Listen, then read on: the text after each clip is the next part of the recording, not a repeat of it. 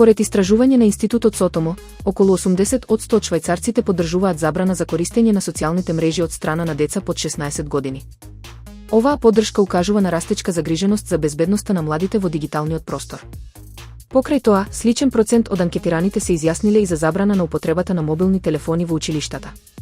Овие резултати сугерираат потреба од воведување на дополнителни мерки за заштита на децата на интернет. Иницијативата за ограничување на пристапот до социјалните мрежи за младите не е изолирана. Например, Австралија неодамна усвои закон со кој се забранува користење на социјалните мрежи за лица под 16 години, со цел да се заштитат децата од потенцијалните штетни ефекти на дигиталната средина.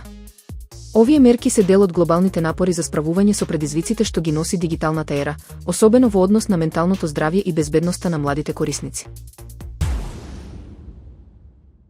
Истражување од Универзитетот во Чикаго открива дека одредени гласови се паметат повеќе од други. Учесниците во студијата слушале аудиоснимки и идентификувале гласови што ги препознаваат.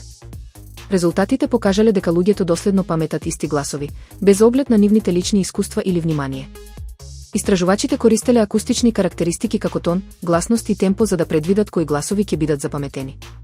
Откриле дека повисокиот тон и поголемата јачина на звук ја зголемуваат веројатноста за паметење на гласот. Оваа студија сугерира дека специфични акустични својства влијаат на тоа како ги паметиме гласовите. Разбирањето на овие фактори може да има практични примени во области како што се образованието и маркетингот. Наодите од ова истражување придонесуваат за подобро разбирање на тоа како мозокот обработува и складира аудитивни информации, отворајќи нови можности за примена во различни области.